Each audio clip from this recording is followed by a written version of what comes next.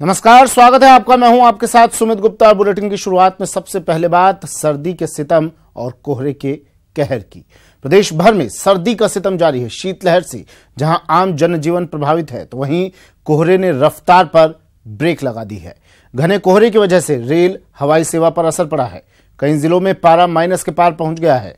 फसलों पर बर्फ जम रही है। वहीं सड़कों पर भी वाहन चालकों को भारी समस्या का सामना करना पड़ रहा है। प्रदेश में पड़ रही कड़ाके की सर्दी से निजात पाने के लिए लोग अलाव का सहारा लेते दिखाई दे रहे हैं। प्रदेश के कई हिस्सों में न्यूनतम तापमान में भी लगातार गिरावट जारी है।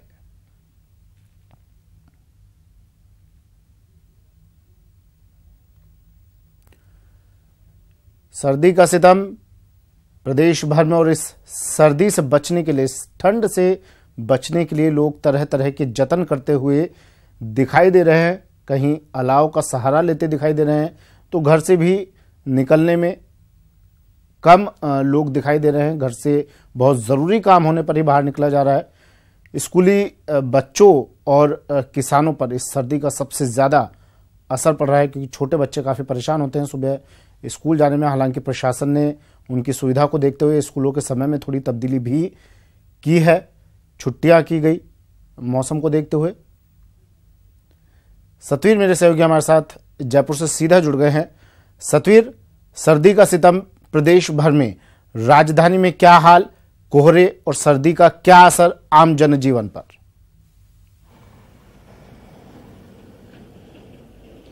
बिल्कुल, सर्दी का जो असर है वो आम जनजीवन पर बिल्कुल साफ तौर पर देखने को मिल रहा है। लोग, अभी सुबह का वक्त हो चुका है, भोर हो चली है, लेकिन इसके बावजूद कि घरों के अंदर, जो रजाई के अंदर, वो दुबक कर और साथ ही जो गर्म कपड़े हैं उनको पहनकर घर में ही रहना पसंद यहाँ पर कर रहे हैं, क्योंकि उनका मानना है कि कुछ देर बाद में जैसे सूरज उगेगा तो उसके बाद में वो घर से बाहर यहाँ पर निकलते नजर आएंगे। लेकिन राजधानी की अगर बात कर ले तो कोहरा है वो भी बना हुआ है, और कोहरे के कारण कुछ परेशानियों का सामना भी करना पड़ रहा है। जो वाहन चालक है उन्हें भी काफी परेशानियां हो रही है। और साथ तौर पे आपको बता दूं, जो शीतलहर चल रही है, जो सर्द हवाएं चल रही है, उसके कारण से भी जो लोग हैं वो काफी परेशान हो रहे हैं। सुबह, क्योंकि सुबह का वक्त ज्यादातर रहता है कि ऑफिस भी जाना पड़ता है, और इसके साथ ही कई जो जरूरी कार्य है वो भी यहाँ पर करने पड़ते हैं। लेकिन सर्दी इतनी तेज है और खास तौर पर जिस तरीके से तापमान में लगातार गिरावट आ रही है, उसके कारण से परेशानी यहाँ पर बनी हुई है।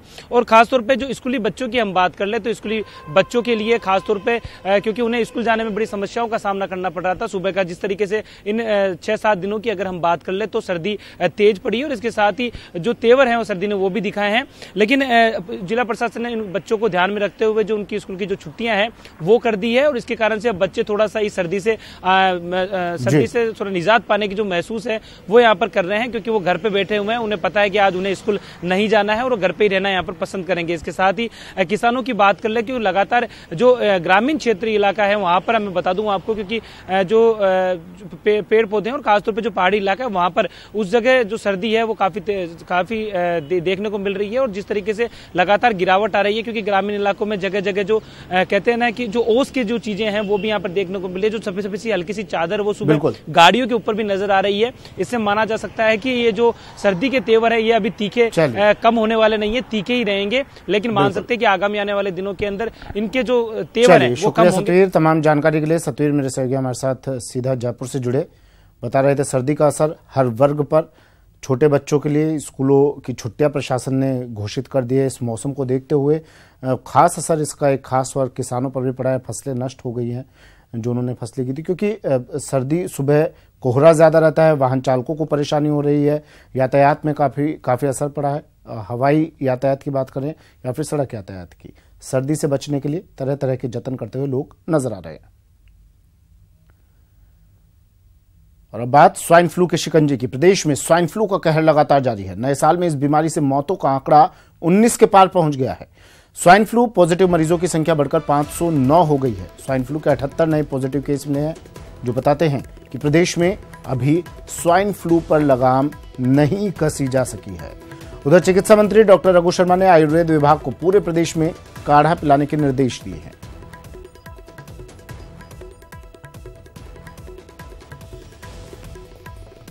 प्रशासन पूरी तरह से मुस्तैद हो गया है स्वाइन फ्लू से निपटने के लिए।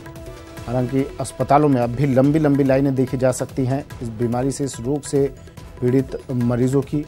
मुस्तैद है चिकित्सा विभाग, देरी से ही सही, लेकिन अगर समय पर जाग जाता प्रशासन तो शायद ये स्थिति ना नजर आती।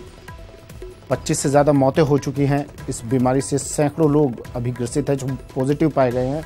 अब चिकित्सा विभाग ने आदेश जारी किए हैं, पूरे प्रदेश भर में काढ़ा पिलाया जाए जिससे स्वाइन फ्लू पर कुछ हद तक रोक लगाई जा सके। बीजेपी की राष्ट्रीय अधिवेशन का आज दूसरा दिन है। प्रधानमंत्री नरेंद्र मोदी आज कार्यकर्ताओं को संबोधित करेंगे और आगामी चुनावों में जीत का मंत्र फूकेंगे। अधिवेशन में पीएम कार्यकर्ताओं को जीत का मंत्र देंगे और कल अमित शाह ने संबोधित किया था और आज प्रधानमंत्री नरेंद्र मोदी इन कार्यकर्ताओं को जो देश भर से यहां पर पहुंचे हैं इन्हें संबोधित करेंगे। दूसरा दिन आज राष्ट्रीय अधिवेशन का।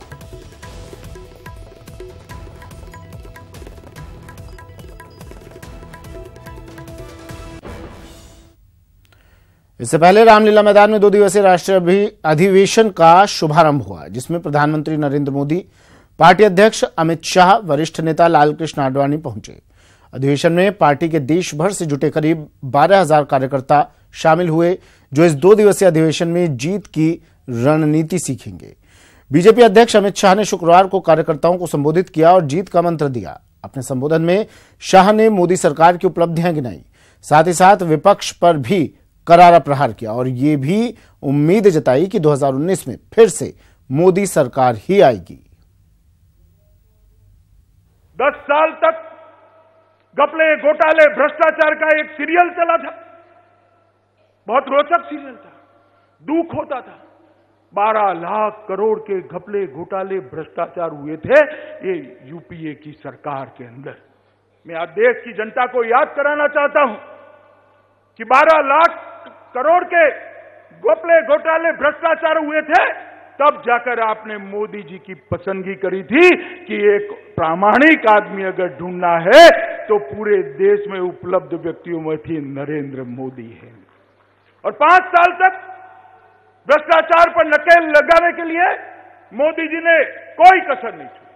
आने के साथ ही एसआईटी बनाई, इसके बाद तुरंत बेनामी संपत्ति का कानून जो बनाया हुआ पड़ा था, रूल्स नहीं बनते थे, उसको कठोर किया, रूल्स बनाए, लागू किया, फ्यूजिटिव ऑफेंडर्स की एक्ट लेकर आए और मित्रों नोटबंदी भी करी। लगभग 3 लाख फर्जी कंपनियों को बंद करा, इंसॉल्वेंसी कोड लेकर आए, 80,000 करोड़ का बैंक का ऋण वापिस आया है, 80,000 करोड़ का पाइपलाइन में है। जैम के माध्यम से खरीदी कर छोटे से छोटे व्यक्ति को भ्रष्टाचार के बगैर सरकार में माल सप्लाई करने की व्यवस्था की, ई नीलामी, ई टेंडरिंग कंपलसरी करे और बहुत सारी चीजों को स्ट्रीमलाइन कर देश में। बीजेपी आज से युवाओं को साधने के लिए देश भर में कई कार्यक्रम आयोजित करेगी। मिशन 2019 के लिए बीजेपी का युवा मोर्चा बड़े पैमाने पर ऐसे कार्यक्रमों का आयोजन करने की तैयारी में है, जिससे युवा वोटरों को लुभाया जा सके। इसके तहत चुनाव से पहले युवाओं का नेटवर्क तैयार करने के साथ ऑनलाइन और अन्य संपर्क कार्यक्रमों का खाका तैयार किया गया है। युवा मोर्चा 50 लाख ऐसे युवा वोटरों का नेटवर्क तैयार करने पर काम कर रहा है, जो बीजेपी के विजन 2019 के एजेंडे का समर्थन करेगा। आज से बीजेपी के राष्ट्रीय अध्यक्ष अमित शाह इन कार्यक्रमों की शुरुआत करेंगे। आइए आपको बताते हैं कि बीजेपी के उन कार्यक्रमों के बारे में जिसे पार्टी ने युवाओं पर फोकस करने के लिए बनाया है।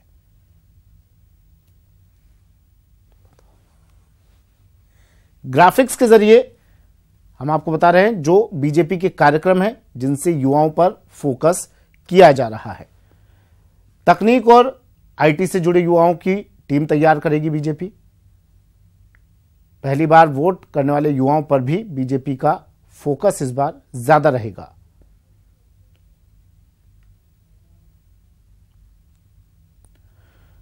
लोकसभा चुनाव के मद्देनजर दिल्ली के रामलीला मैदान में बीजेपी का 2 दिवसीय अधिवेशन कल से शुरू हुआ है, जहां केंद्रीय मंत्री राज्यवर्धन सिंह राठौड़ ने भी शिरकत की।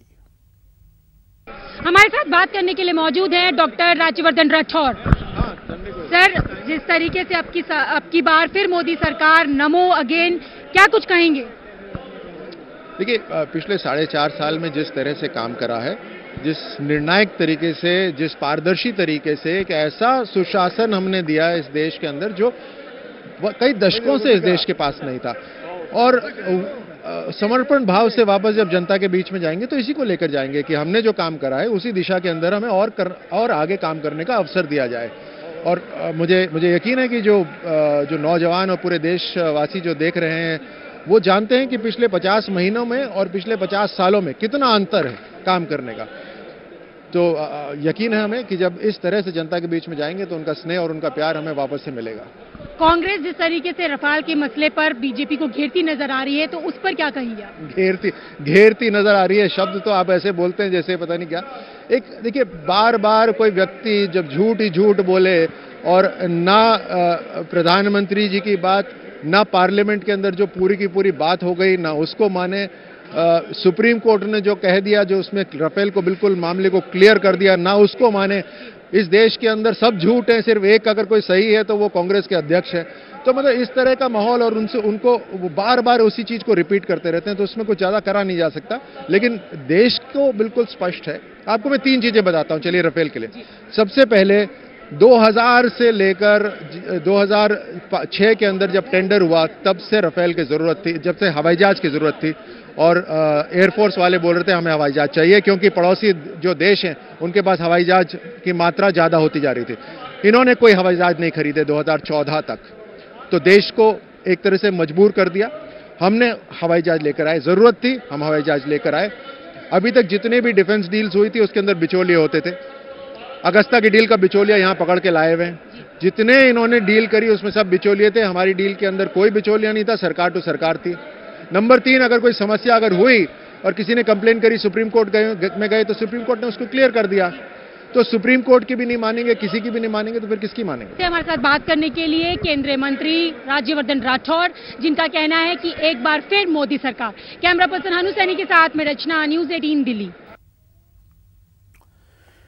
कांग्रेस ने लोकसभा चुनाव 2019 को लेकर तैयारियों को अमली जामा पहनाने का काम तेज कर दिया है। प्रदेश की सभी 25 सीटों पर उम्मीदवारों के पैनल बनाने के लिए रविवार को बैठक होगी। प्रदेश कांग्रेस अध्यक्ष सचिन पायलट के निर्देश पर लोकसभा चुनाव के लिए राज्य के 25 लोकसभा क्षेत्रों से कांग्रेस उम्मीदवारों के पैनल तैयार करने की योजना बना ली गई है। इसे अमली जामा पहनाने के लिए 13 जनवरी को जिला मुख्यालयों पर बैठक होगी। माना जा रहा है कि जनवरी महीने के अंत में 25 सीटों के उम्मीदवारों के पैनल तैयार कर केंद्रीय नेतृत्व में सौंपने की योजना है, जिसे लेकर डिप्टी सीएम सचिन पायलट ने ट्वीट पर भी जानकारी दी। नेशनल हाईवे 21 पर उस वक्त हड़कंप मच गया जब भरतपुर से जयपुर जा रहे एक ट्रक में अचानक आग लग गई। वहीं चालक और परिचालक ने ट्रक से कूदकर अपनी जान बचाई। आपको बता दें कि ट्रक में परचून का सामान भरा हुआ था, जो भरतपुर से जयपुर की ओर ले जाया जा रहा था। सूचना पर सदर थाना पुलिस और दमकल की 2 गाड़ियां मौके पर पहुंची।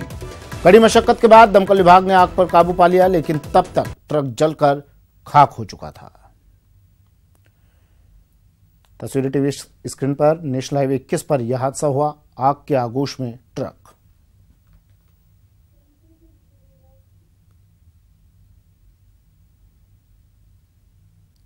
दौसा में यह हादसा हुआ है। नेशनल हाईवे 21 पर सूचना दी गई दमकल विभाग को। दमकल विभाग की गाड़ियां मौके पर पहुंची। आग पर काबू भी पा लिया गया, लेकिन तब तक ट्रक पूरी तरह जलकर खाक हो चुका था। बताया जा रहा है इस ट्रक में परचून का सामान भरा हुआ था, किराने का सामान भरा हुआ था। आग किन कारणों से लगी ये खुलासा नहीं हुआ है। बीच सड़क पर इस ट्रक में आग लगी, इससे यातायात भी कुछ प्रभावित हुआ। दमकल की गाड़ियों ने आग पर काबू पा लिया है। बाड़मेर में लव जिहाद से पीड़ित एक युवती ने जम्मू कश्मीर के युवक पर सनसनीखेज आरोप लगाए हैं, जिसमें युवती ने कहा कि उसे बहला फुसलाकर ब्लैकमेल करके यहां से युवक उसे जम्मू कश्मीर ले गया, जहां उसे यातनाएं दी गई और कई बार उसे इस्लाम धर्म कबूल करने के लिए दबाव बनाया गया। राजस्थान में कांग्रेस ने लोकसभा चुनाव की तैयारी शुरू कर दी है। पहली कड़ी में कांग्रेस ने अपने प्रभारी मंत्रियों को फीडबैक और लोकसभा प्रत्याशियों के पैनल के लिए जिला प्रभारी मंत्री अपने अपने जिले में पहुंच रहे हैं। इसी कड़ी में कैबिनेट मंत्री बीडी कल्ला बाड़मेर पहुंचे, जहां आज सुबह कांग्रेस कार्यकर्ताओं के साथ और पदाधिकारियों के साथ लोकसभा चुनाव को लेकर चर्चा करेंगे।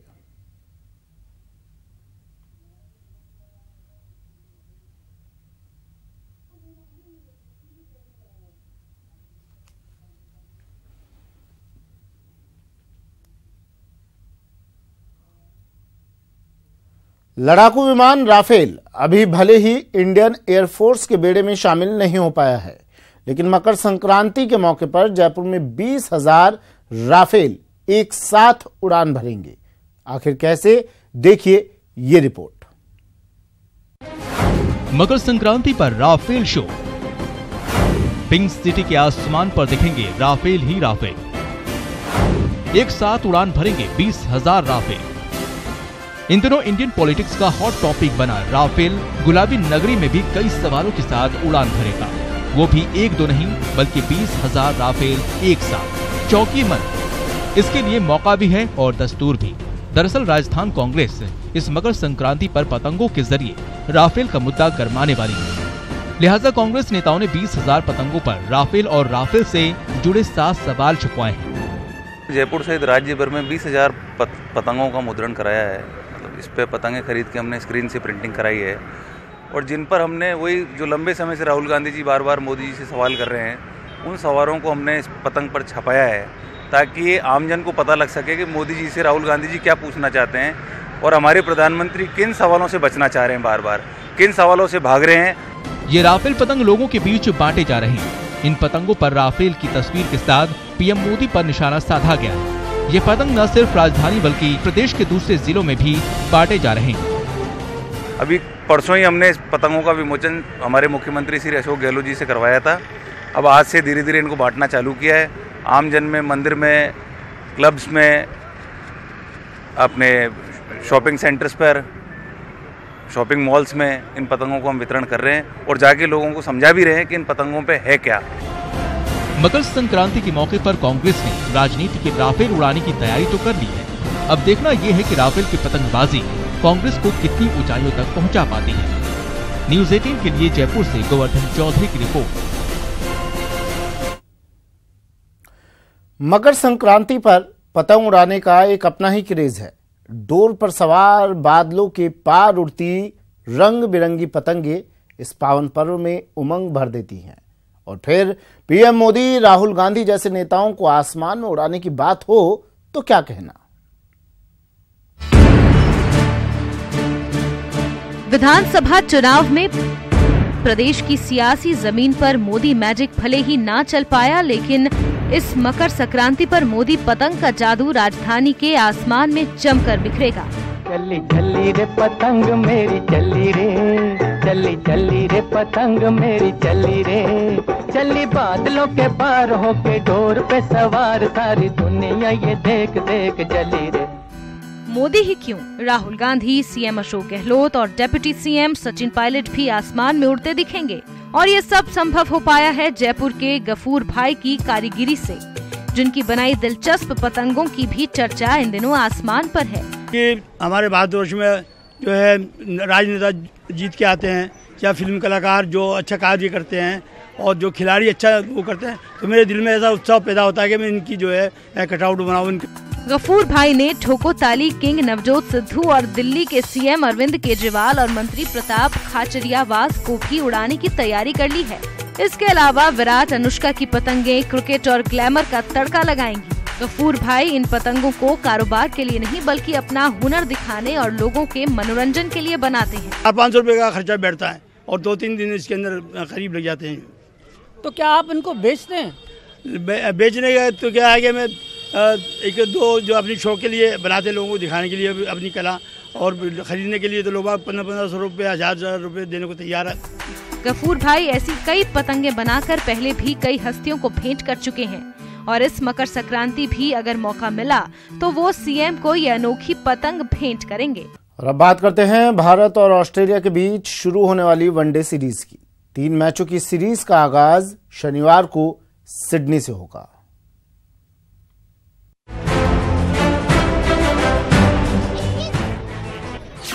टेस्ट के बाद आ गई फटाफट क्रिकेट की बारी। वनडे में भी कंगारुओं पर विराट सेना पड़ेगी भारी। सिडनी से होगा सीरीज का विजयी आगाज। कंगारुओं की सरजमी पर टेस्ट क्रिकेट में टीम इंडिया के सुनहरे इतिहास रचने का जश्न खत्म हो गया है और अब टीम इंडिया वनडे क्रिकेट यानी फटाफट क्रिकेट में कंगारुओं पर विराट वार करने के लिए तैयार है। 3 दिन के जश्न जीत मनाकर विराट सेना फिर मैदान में लौटी और कंगारुओं को सिडनी में होने वाले पहले वनडे में चारों खाने चित्त करने के लिए जमकर प्रैक्टिस की। वहीं वनडे टीम से जुड़ने वाले प्लेयर्स ने तो मैच के 2 दिन पहले ही अपनी कमर कस ली और टेस्ट टीम को जीत की बधाई देकर अपने मिशन पर लग गए, क्योंकि मिस्टर कूल धोनी, शिखर, केदार जाधव जानते हैं कि उनके पास ऑस्ट्रेलियन कंडीशन में ढलने का टाइम नहीं है और यही वजह रही कि सभी ने बैटिंग कोच संजय बांगड़ के साथ सिडनी क्रिकेट ग्राउंड पर जमकर पसीना बहाया।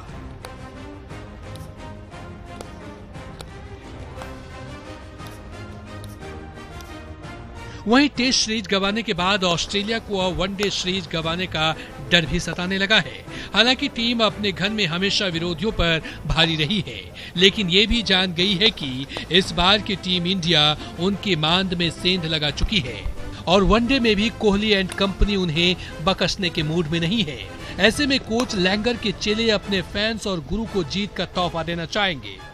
भारत और ऑस्ट्रेलिया के बीच वनडे में हेड टू हेड रिकॉर्ड की बात की जाए तो दोनों के बीच अभी तक कुल 128 वनडे मैच खेले जा चुके हैं, जिनमें से भारत ने 45 मैच जीते हैं, जबकि 73 मैच में ऑस्ट्रेलिया विजयी रहा है। वहीं 10 मैच बेनतीजा रहे। जहां तक ऑस्ट्रेलिया अपने घर में प्रदर्शन की बात है तो भारत के खिलाफ अपने घर में वनडे में उसका रिकॉर्ड शानदार रहा है। यहाँ दोनों टीमों के बीच हुए 48 मैचों में से भारत सिर्फ 11 बार जीत सका है, जबकि 35 मैच में कंगारुओं ने उसे मात दी। वहीं 2 मैचों का कोई परिणाम नहीं आया। वहीं दोनों टीमों के बीच बायलैटरल सीरीज की बात की जाए तो दोनों के बीच 10वीं वनडे सीरीज होगा। 1984-85 से अभी तक हुए 9 वनडे सीरीज में से भारत ने 4 सीरीज जीती है, जबकि ऑस्ट्रेलिया ने 5 में जीत हासिल की है। ऑस्ट्रेलिया में ये दोनों के बीच ये दूसरी सीरीज होगी। तो भारत और ऑस्ट्रेलिया मैच की शुरुआत अब हो चुकी है। ऑस्ट्रेलिया ने टॉस जीत लिया है और बैटिंग उन्होंने सेलेक्ट की है, पहले बैटिंग के लिए उतरी है और आज विराट सेना पूरी जीत के इरादे के साथ मैदान में उतरने जा रही है। फिलहाल इतना ही, दीजिए इजाजत, नमस्कार।